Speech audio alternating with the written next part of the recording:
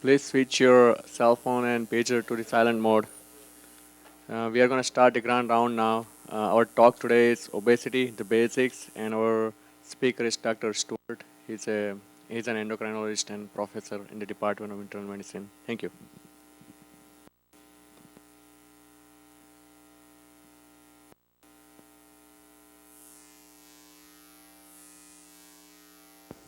I found the button. All right, well, good morning. We're going to talk about this ordinary topic that you all know everything about. But I thought I would share with you some of my perspective on obesity, one of the most common things that you'll deal with as you move through your career.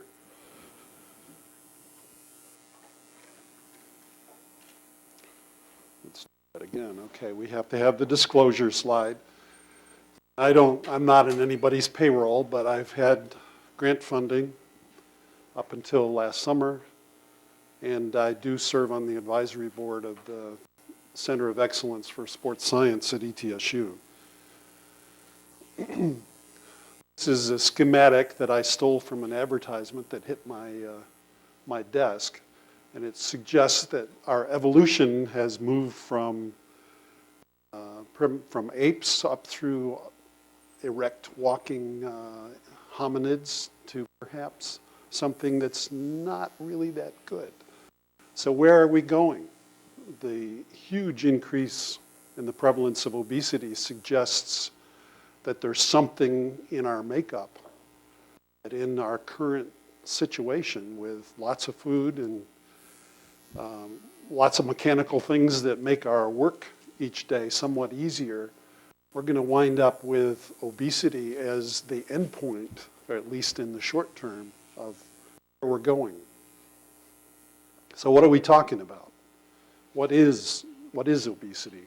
Well, there have been an evolution of terms or definitions for obesity. And I've done quite a bit of research over my career on obesity in children and adults. And up until 1997, we used weight for height. And 20% above ideal weight, based on the Metropolitan Life Tables, was the definition of obesity. In 1997, the National Heart, Lung, Blood Institute said, well, we need to subdivide that. So really what we considered obesity back in 97 got divided into overweight and then obesity. And in fact, based on BMI of 30, which is where we are now, the average is 43% above ideal to hit a BMI of 30. There have been lots of other things that have been used, including body fat content, which can be measured in an expensive, complicated way or a fairly simple way. But it's not a very precise measure, and there's a blurring of between normal and abnormal. Skin fold thickness is a favorite of one of my colleagues. I think that is also not very precise, but it is something that we have measured in many of our research studies. Waist size is something that is an indicator of central obesity. And it's certainly been recommended that whenever we see a patient in the clinic, that we do height, weight, and waist circumference. The height and weight will give us a BMI. The waist circumference will give us some idea of distribution, suggesting that a large waist measurement suggests central obesity. And then finally, body mass index, which is where we are right now, is listed here. And they've said 18 to 25 is normal. Overweight is the 25 to 30, which is 20% to 43% above ideal weight based on height. And then obesity is greater than 30. And BMI is a way of taking people of different sizes, like men and women, and using a measurement that kind of normalizes based on your whole body size. So a 5-foot woman versus a 6'2" man, the criteria for obesity is roughly interchangeable. the National Heart, Lung, Blood Institute kind of compromised because the normal weight or the criteria for obesity and overweight are a little different for men and women. But they kind of simplified it and said instead of 25 for women and 27 for men being upper limit of normal, they said, let's just use 25. So we've got at least a couple of different flavors of obesity. And what we're talking about is upper body obesity versus lower body obesity. Now, they're both not a good thing, but upper body obesity is worse than lower body obesity for the same BMI. Central obesity, in many studies, if the distribution is primarily central, the severity of insulin resistance is like doubled. And the prevalence of the complications of obesity like coronary disease, hypertension, et cetera, is more prevalent in upper body obesity than it is in lower body obesity. They're both things that we need to intervene for, but upper body obesity is the worst of the two. So there's an epidemic, right? Which means it's highly prevalent and it's changing. And most of the data that supports this epidemic comes from the Centers for Disease Control, and it's the Behavioral Risk Factor Surveillance Survey. And these are the data that we see out in the lay media. So where do these data come from? How do they do it? Well, they're self-reported telephone data.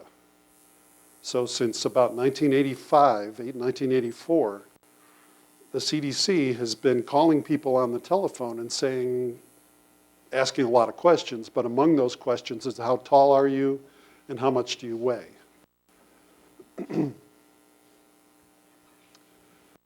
So this is a schematic, and you probably have seen these maps before, but we see obesity on the left and diabetes on the right. And the distribution across the country is kind of similar. And these are data from 1994. We've got similar maps that go back all the way to 1984. Each year it's been updated, and you can see the darker colors represent an increase or higher prevalence of both obesity on the left and diabetes on the right. So we're going to move through these maps quickly. 96, 97, and you can see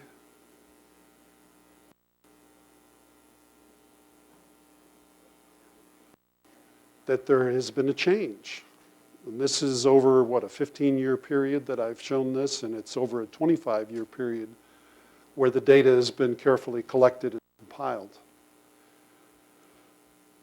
Tennessee has a prevalence of diabetes of about 13%, one of the top 5 states in diabetes.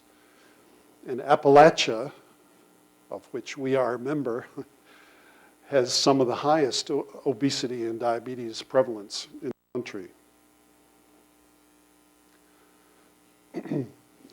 So these data are displayed here. These are the behavioral risk factor surveys. But there's another survey that the NIH has been doing called the NHANES surveys, and they have been done periodically over a long period of time. Now, NHANES is different from the behavioral risk factor surveys.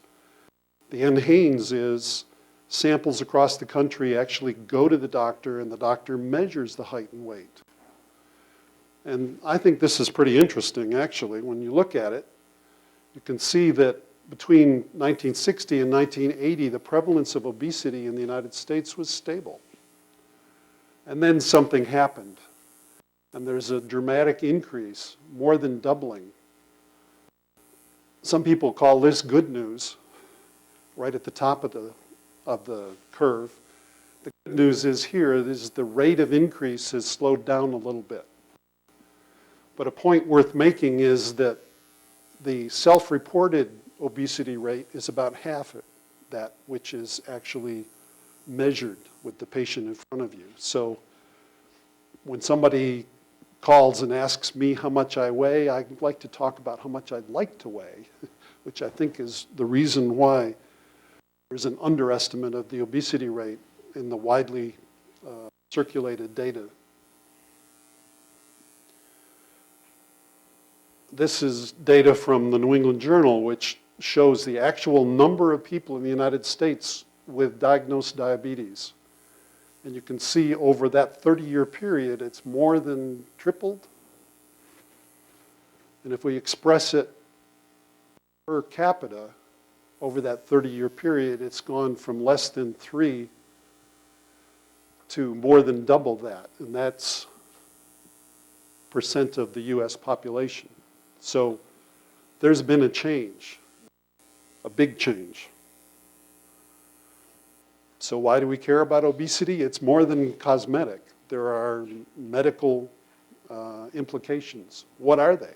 What does obesity give you high risk for? And I know none of you know the answers to this question, right? So let's see type 2 diabetes, what we've been talking about, the parallel between obesity and type 2 diabetes. Hypertension. Those are things we deal with all the time. What else? Sleep apnea. When there's an epidemic of sleep apnea, it's diagnosed in people who have insurance because the test is expensive. People who don't have insurance don't get the test made, don't get the CPAPs. Coronary disease. And you guys, in your lifetime, coronary disease is clearly associated with obesity.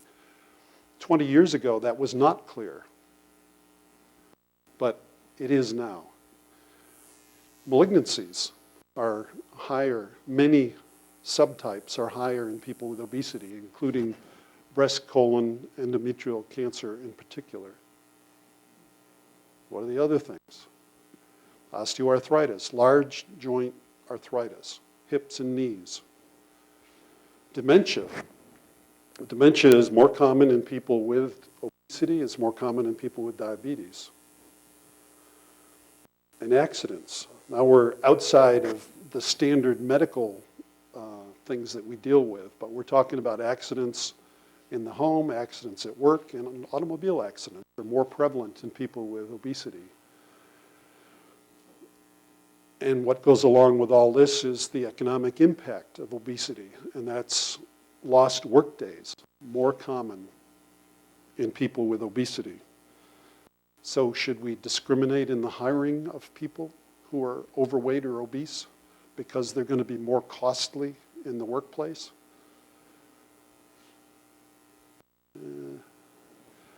So if we're going to talk about obesity, we have to talk about the metabolic syndrome. And the metabolic syndrome has been around a long time. We're talking about kind of a review presentation back in 1988 by this guy, Jerry Reven, who had 2 careers. The first half of his career was doing really investigation, looking at insulin sensitivity, et cetera. The second half of his career is advocating for this syndrome and how serious it was. And the components that he put forward were visceral obesity, hypertension, diabetes, coronary disease, hyperlipidemia, and his hypothesis is that insulin resistance is the centerpiece of all of it.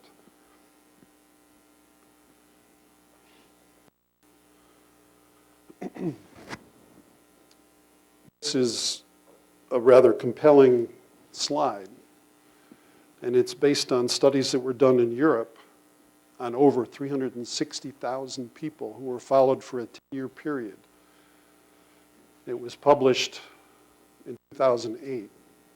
So over that 10-year period, of these 360,000 people studied at 20 different centers in 10 different countries, 15,000 expired. So the relative risk of mortality, all-cause mortality, is a J-shaped curve. And this is pretty interesting, and this is what we have been calling normal for BMI. Yet, at least in men, it looks like the optimal BMI is actually like 26, 27 maybe, just a little bit into the overweight category. So Clearly, obesity is a high risk for mortality from all cause, but so is being underweight. Mechanism, what's the cause of obesity, right? How do we get fat? Well, it's really not rocket science. And what we would say is that it's kind of like your bank account. You take in food and you expend energy. And if you are in balance, your weight is stable. That is, if you take in as much energy by food as you expend through basal metabolic rate and your physical activity, then you're okay. But if you're taking in more energy on a daily basis, then you're going to be increasing your account balance. You're going to have more fat stores. What can you do about this? Well, do what your grandmother said, eat less, exercise more. It'll take care of it. Your basal metabolic rate is largely genetically determined, and you can't really do much about that. Meal-related thermogenesis is the energy necessary to digest and store the energy that comes from your food. And physical activity in a normal, free-living person is about 20% of the energy expenditure. The basal metabolic rate is how much you utilize when you're sleeping and not doing anything. Can you modify this? Well, the BMR is related to body mass. So if you do a lot of weightlifting and increase your muscle mass, you can increase that basal metabolic rate. But this is where we have the opportunity to actually change our energy expenditure, is with increasing our physical activity. If we're going to talk about obesity, we have to talk about Pima Indians. You guys have heard of the Pima Indians, I'm sure. It's a small tribe in southern Arizona, about 6,000 people. These are photographs of the Pimas, or many of the Pima people around 1900. Nobody was obese. Their lifestyle was very active. Their diet was a healthy diet from our current perspective. And by the middle 90s, and earlier than that actually, you couldn't find a Pima who was not obese. So something happened between 1900 and 1996. Their genes didn't change. It's still the same genes that they had right along. But in the 1950s, lifestyle changed fairly dramatically because the Indian Health Service and the federal government said, we feel guilty about the way we've been ignoring Native Americans, so we're going to help them. And we're going to help them by giving them electricity to their reservations. We're going to provide food to them if they have bad harvests. And what happened was that there was essentially free access to commodities, agricultural excess from the rest of the United States. And the amount of physical activity necessary to go about their daily lives changed dramatically. The Pima Indians have been extensively studied since the early 1960s, and they've done all kinds of metabolic studies. In fact, the National Institutes of Health has its only branch outside the Washington, D.C. area in Phoenix. And it was started to find out why the Pima Indians had obesity and diabetes in excess of the people around them. What they found, in a lot of ways, is very interesting and applicable to the rest of us. They found that they eat the same thing that the rest of the U.S. population does, and their physical activity is the same as the rest of the U.S. population on average. It wasn't that way before the 1950s. So one of the things that was coined that you've probably all heard of the thrifty gene hypothesis. This was driven by the observations in the Pimas. And they basically are saying that there is an evolutionary pressure to be able to withstand alternating feast and famine seasons so that when there's plenty of food, you eat a lot and you store it so that the people who do that actually survive when the people who didn't do that may perish or not reproduce. So it maybe 100,000 years ago, this was a huge evolutionary advantage. Pumas exemplify that today. And maybe all the rest of us do too. This is more Pima data, Pima Indian data. And this is over 700 people who were followed for up to 20 years. And this is their weight over time. This is the point where diabetes was diagnosed. And among the Pimas, they were doing glucose tolerance tests every 2 years on every adult.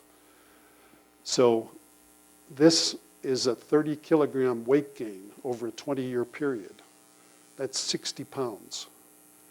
And you can see that it's kind of a linear, unrelenting increase in body mass. This decrease in weight is part of the treatment of their diabetes. But how do you gain that much weight over that period of time? By overeating in a huge way? Well, not really. If you do the math, a pound of body fat is about 3,500 calories, and you divide that 60 pounds times 3,500 calories by the number of days, what you find is that it's 31 excess calories on a daily basis. That's half a slice of bread more than you need. So that's too small to measure in any kind of population survey. So obesity in the United States is reflected across the world. These are people in Malaysia in a McDonald's. This is my daughter. This is New Year's Eve. This past year, she was in Moscow. She was part of a teacher group. She teaches school in Austin, Texas. This is St. Basil's Cathedral in Moscow. She sent me that picture, but she sent me this picture too. McDonald's in Moscow. And here's the menu in Russian. Supersized, huge amount of calories. It's the same stuff that we're eating. So where does obesity look worldwide? Well, North America is ahead of most of the rest of the world in this race to be the most obese. But we look at Saudi Arabia and Egypt, the Middle East, and Russia is getting darker. Now this is, I think, from 2000, 2008. And it has changed since then. There's more obesity in many of these countries. Sub-Saharan Africa has been immune. India and China have not been immune. And there is a rapid increase in the prevalence of obesity in India as well. So these furry friends of ours are interesting from a mechanism point of view. So who are these guys? This is actually from the cover of People magazine in 1995. And these are the OB mouse and the littermate, which is a heterozygote. So the OB mouse has a defective gene for leptin. And they have unremitting hyperphagia and develop profound obesity. So this is, again, what you've seen before, but it is important to talk about. Leptin is a hormone produced in adipose tissue, and it circulates in our blood, and it is proportionate to our fat mass, how much fat we have in our body. Leptin goes to the central nervous system and interacts with the hypothalamus. And in mice, if leptin goes up because they've had lots of food, lots of access to food, then it suppresses their appetite so that they eat less. It also changes behavior in some ways in that they increase their physical activity. It's a lot more complicated, than just those simple things that I've suggested. But leptin can play a very important role in at least rodents.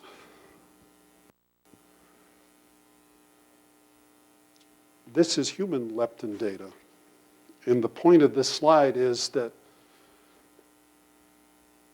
many of our obese people, this is percent body fat, have very high leptin levels, but they still have increasing obesity. The obesity keeps going. And what we're talking about is leptin resistance. Leptin resistance is kind of the cornerstone of the leptin story in human obesity.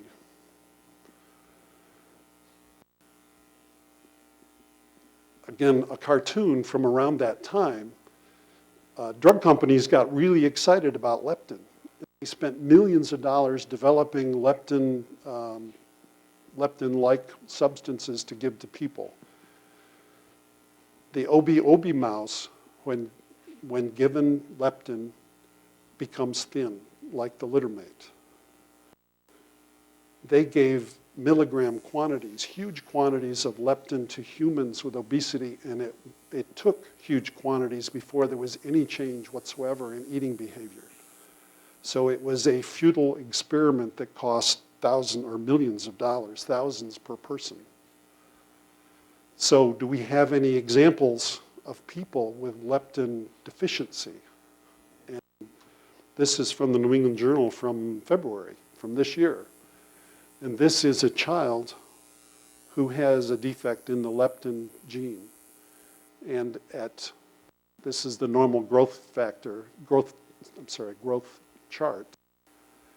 And by the age of 3, this person was more than 200% of ideal. And then they started therapy with a leptin analog, and it caused fairly dramatic and rapid decrease in body size. So there are examples, and there was a previous family from Pakistan that was studied maybe 6 or 8 years ago that had a similar defect. So we've been looking for stuff like this for a long time, and we've found like 3 people on the face of the earth with this problem. So it's not a common cause of obesity in humans. Go back to leptin resistance as the most common issue related to obesity. So whose fault is this? Are we making bad choices that it's my fault that I eat too much? Yeah, I'd say I take some blame, but there are other factors that cause us to overeat. And this is an ad from Taco Bell. And I think Taco Bell is one of the best of the fast food places because you can go there and you can actually choose healthy food. But in the face of an epidemic of obesity, I'm not sure we really need a 4th meal. I mean, my 16-year-old son eats a 4th meal. He can get away with it, but I can't. This is Burger King's Stacker, and it's been around for quite a while. This is the Quad Stacker. It's enough to feed a family. And they advertise that they don't waste any space with vegetables. 4 slices of cheese, 4 burgers, and lots of bacon. Probably not a good choice. But here is kind of one of the centerpieces of what's going on in the food industry. The profit motive is strong. Greed drives a lot of stuff. So portion size, from the time that Mr. Kroc started McDonald's in 1957, the standard French fry serving is like 3 times the calories that it was then. So why do we do that? Well, it's a good buy. Right? You pay 50% more and you get 3 times the calories. McDonald's is happy to serve you 3 times as much because their costs are driven by the light bill and what they pay their employees. Potatoes are not a big part of the cost. So they can give you 3 times as much because it takes the same amount of time for the server to give you the fries. So their profit actually went up dramatically when they increased the serving size.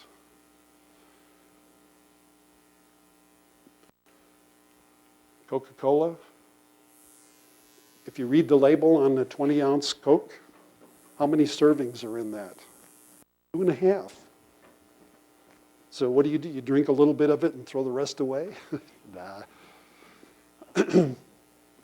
So we got to talk about high fructose corn syrup.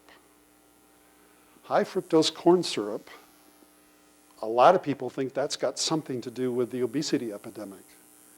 This is data from the USDA, and what we see is from about 1970 up until the current times, high fructose corn syrup has been an increasing amount of our sugar consumption.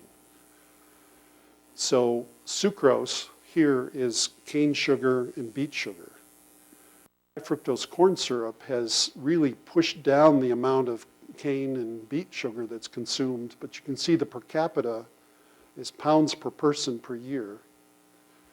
And it has gone up maybe 20%, but a lot of it has been high fructose corn syrup. So how is high fructose corn syrup taking over from cane sugar? Well, Archer Daniels Midland came up with a process to convert glucose into fructose. And it's really straightforward, but they've mass produced it starting in the 1970s.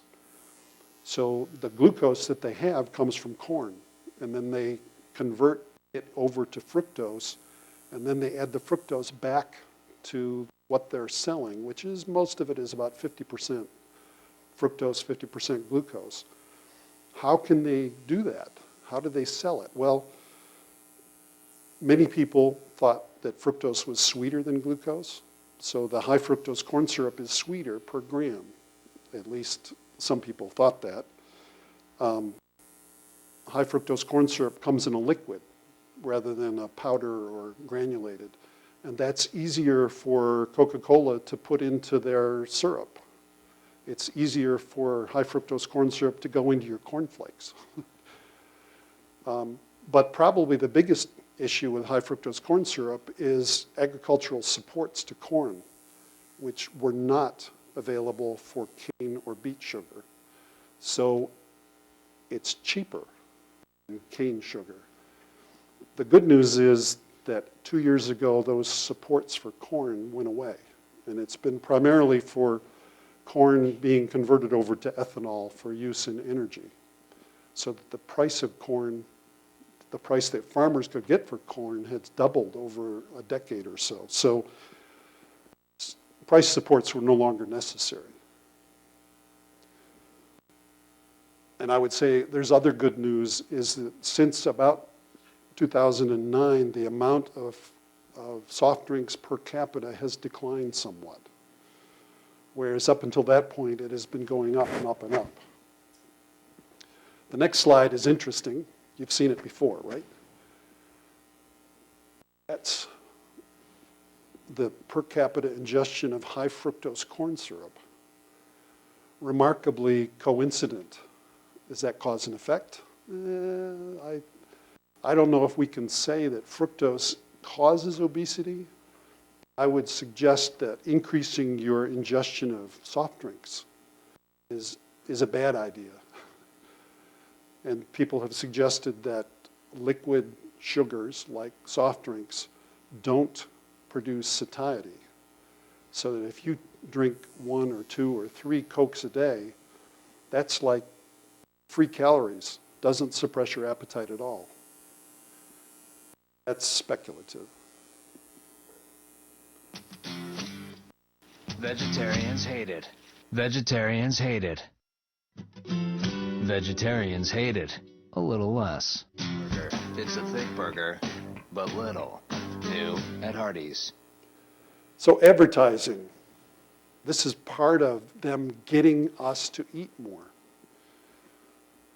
And it's pretty engaging. This is a scary slide. I got off the internet, actually. I've been carrying it around for several years, but you can see there's some huge problems here. We've got children at McDonald's with clear obesity, and then here's an empty, supersized French fry and huge volume of soft drinks. This is not an advertisement for McDonald's. This is an advertisement against McDonald's. So people have blamed fast food for their obesity. And in fact, McDonald's has been sued, saying, you caused my obesity. They didn't win the suit. The suit was thrown out. This is a cartoon that says, danger, fast food restaurants ahead. The food police have been here. This is something that's a couple years old, but Bloomberg, the mayor of New York, said, we got to do something about obesity. Let's make it such that your serving of soft drinks has got to be less than 16 ounces, I think. So advertising kicks in, and they're trying to suggest that Bloomberg is trying to take away our freedom of choice. So who paid for this? I mean, this is pretty slick. You look, we've got older people, you've got minorities. I mean, this is good stuff. But there's profit involved.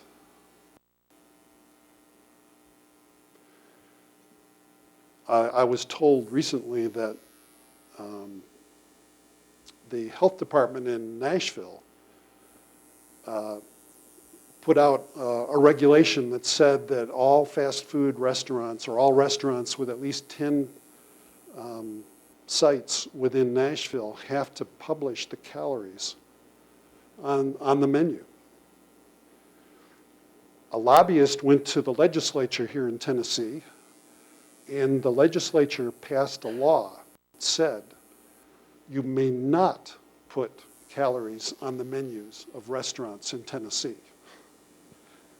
The legislature overruled a healthy decision by the health department. And they basically said the health department didn't have the authority to do that. But the legislature did.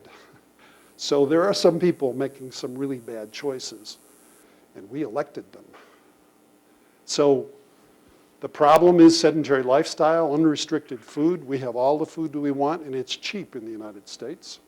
And the solution, again, is what your grandmother said. Eat less, exercise more, and you'll be okay.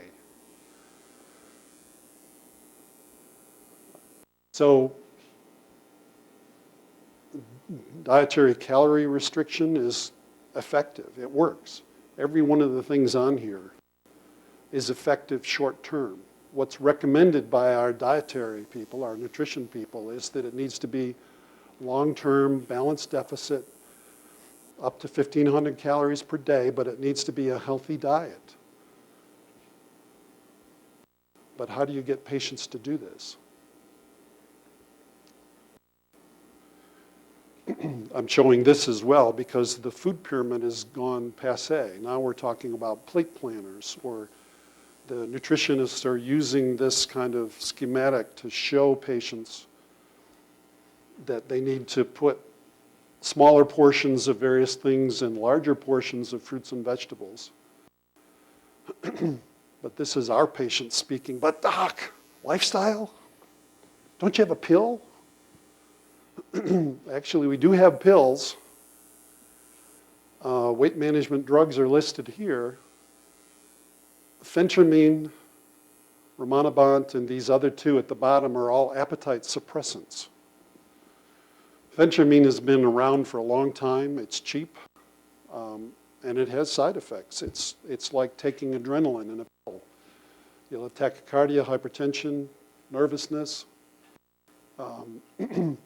Xenical is orlistat, and it's available over the counter, and it's probably the one that I favor because it's probably not going to hurt you. It inhibits fat digestion, so that if you take this pill, the fat in your diet, about a third of it doesn't get absorbed because it doesn't get digested. The problem with that is that if you eat a high-fat diet and you take this pill, you will have explosive diarrhea. which may be a good thing. It will inhibit you eating a high-fat diet if you take the pill. Rimonabant was a pill that I thought was going to be the wonder drug, but the FDA did not approve it.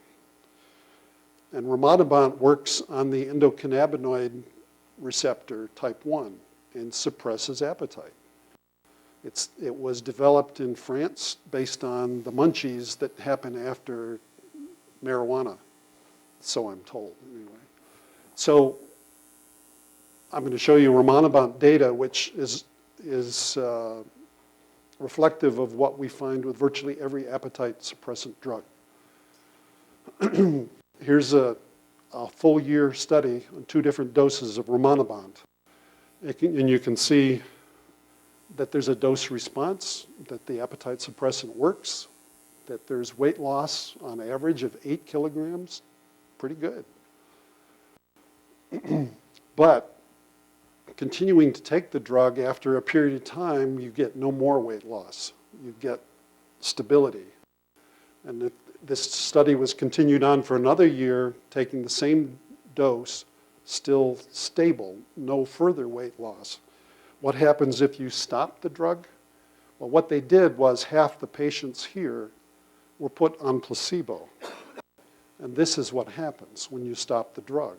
And it is the long-term efficacy of appetite suppressant drugs.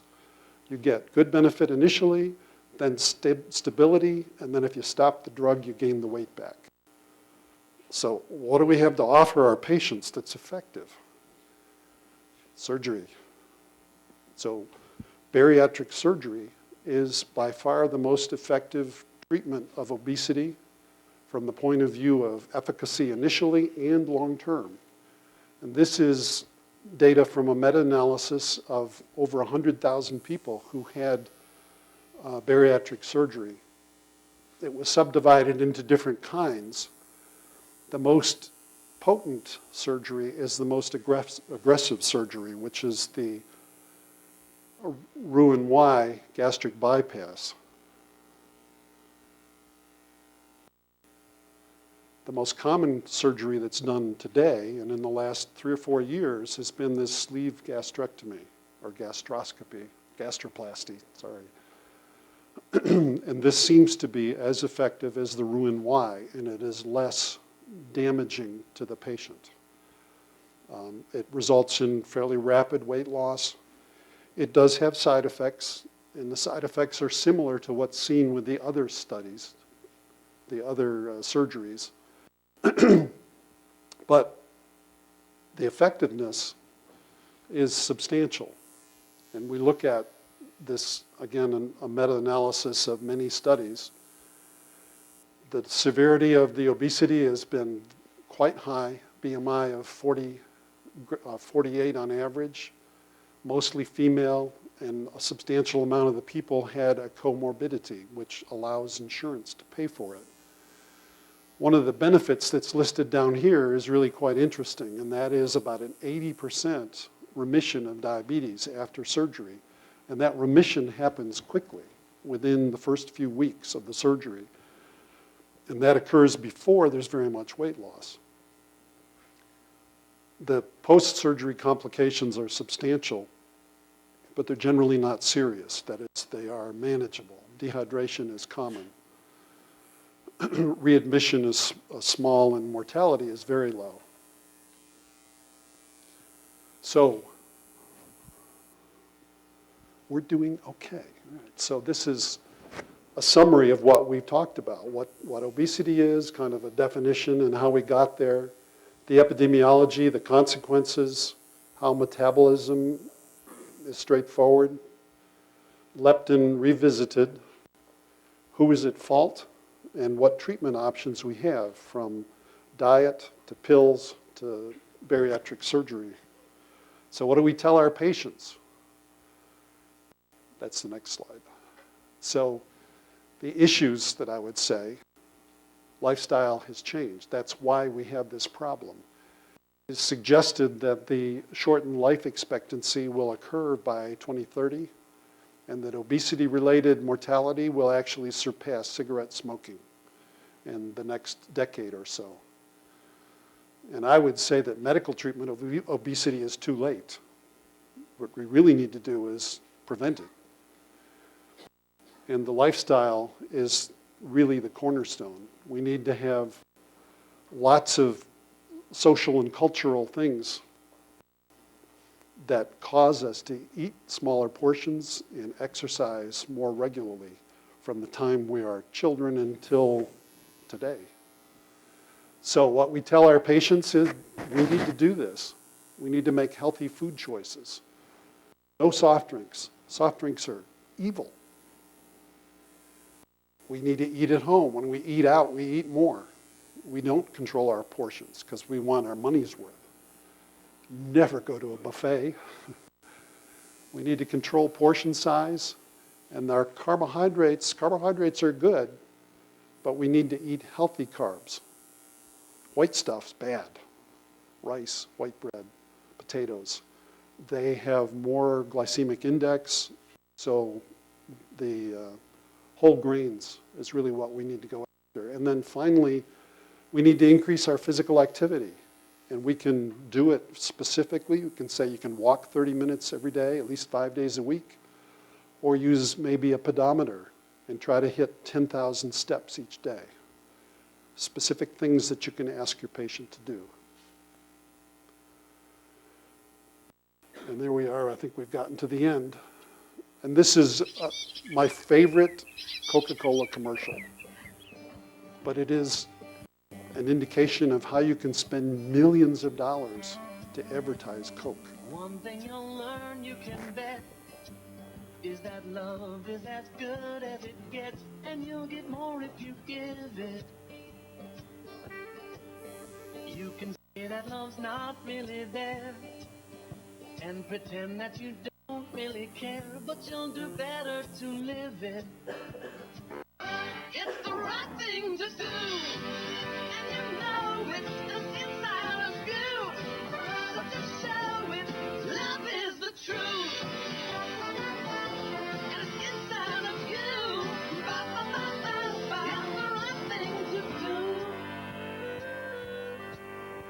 In the arms of a mother and father, in the eyes of a son and a daughter, it's there if you want it.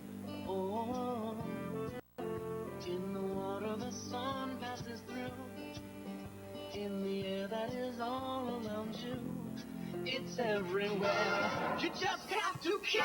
It's the right thing to do, and you know it, and it's inside of you. So just show it. Love is the truth. It's inside of you.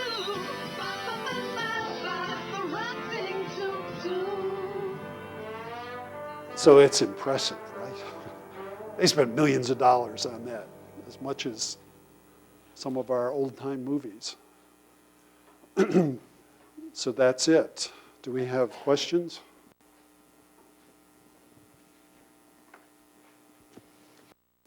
Yes.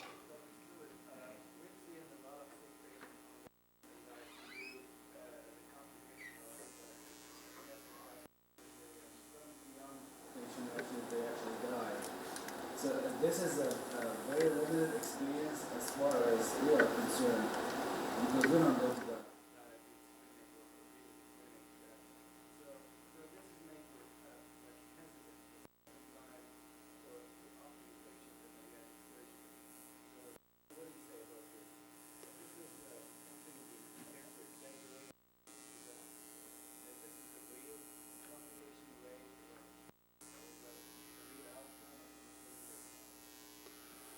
Well, the question is, do we really see a lot more complications than is advertised? I think you're looking at the complication from the selection of, you see those who get in really deep trouble. There are hundreds of thousands of people who undergo these surgeries every year in the U.S. and outside the U.S. for that matter. I'm suggesting that it needs to be done. If you're going to have the surgery, it has to be done by a surgeon who does it all the time. Someone who does one of these surgeries a week is probably not qualified, not optimally qualified. I think that the data that I've reviewed in the literature suggests that the mortality is really quite low. But the Roux-en-Y is the most aggressive, and that is the one with the most serious complications. I think we need to have a little more time on the sleeve gastroplasty to determine if that one is much safer, and I suspect that it is. I think we have to do the lifestyle, and an occasional patient get referred for bariatric surgery. Insurance companies don't want to pay for it. You've got to have comorbidities in order to qualify by most insurance. That is, you've got to have diabetes, hypertension, in addition to your obesity. Yes. Have any treatments shown any long-term mortality benefit as far as the surgery or medicine for that matter? I believe that's true, but the studies, the long-term studies go maybe 10 years.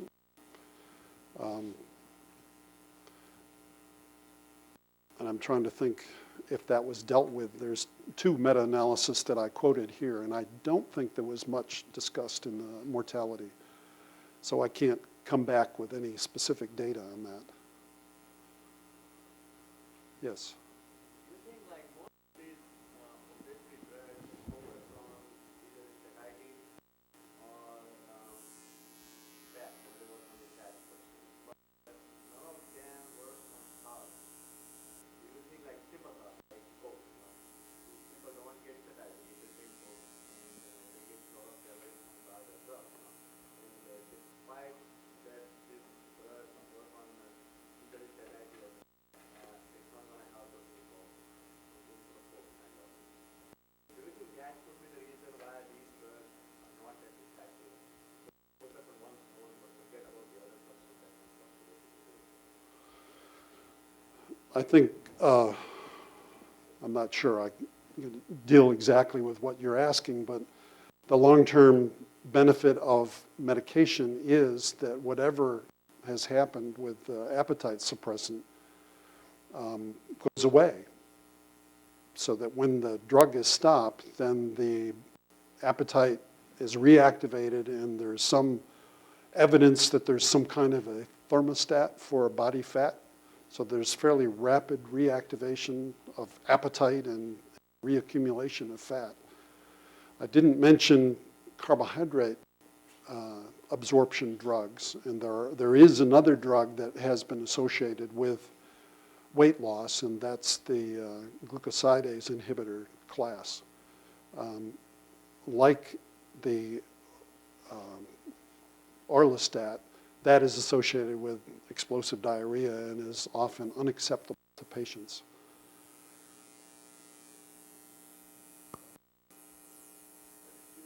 Yes.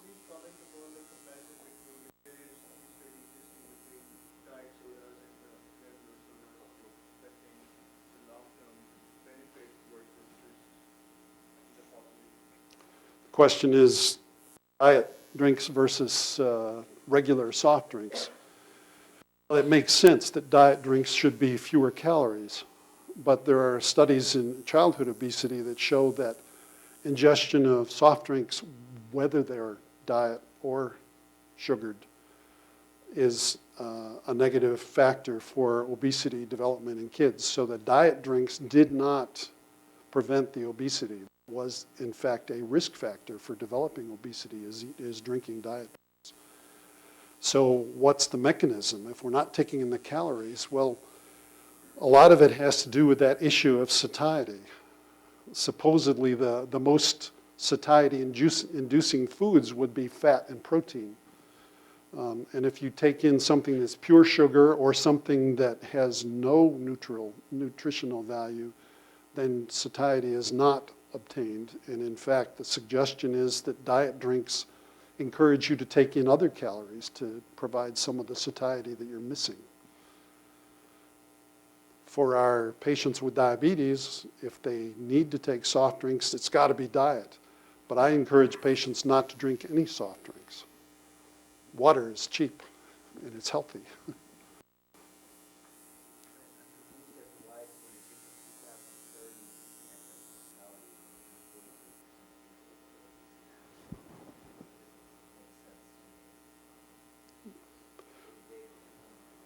You-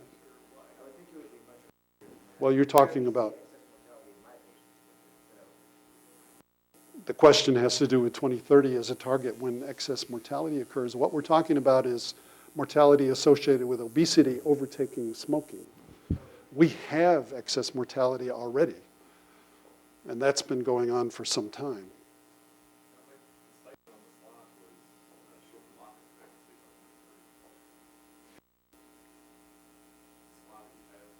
Yes. Yeah, I'm quoting from another review article. Probably needs more explanation then.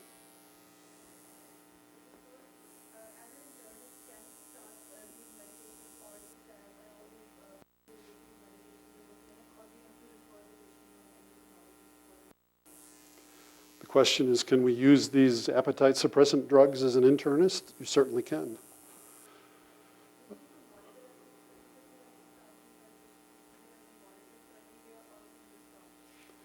Well, I think you need to sit down with the patient and explain what the side effects are. And you need to document that in your chart, that you've explained there are side effects associated. The newer drugs are associated with cognitive decline. There's the, I'm blocking on the second drug, but the second one that works through the dopamine system has been shown not to affect cardiac valves. But I think that we need to be careful about that because previous drugs in that class have had damage to heart valves. There's data enough so the FDA said that it is safe, and that's based on like 5,000 patients going through the phase 3 clinical trials. But that's something I would tell a patient, is that this drug has had some, this class of drugs has had some risk to heart valves. I would certainly recommend that any patient that you want to be on a weight-reducing program needs to talk to a nutritionist and probably talk frequently to a nutritionist. This is best done with a team approach. Don't send them to an endocrinologist.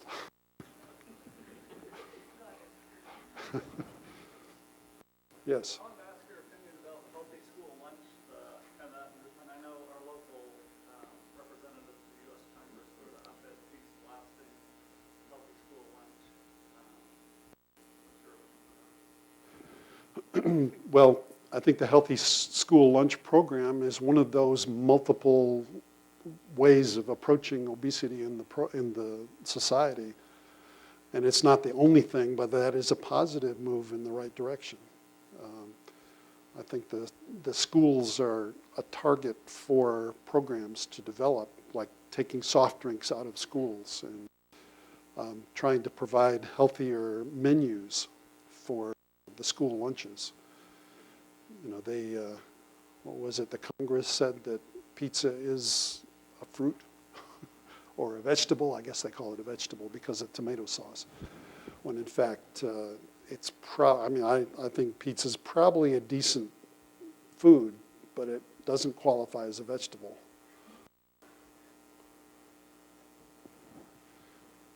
I think we used the whole hour, so we'll move on.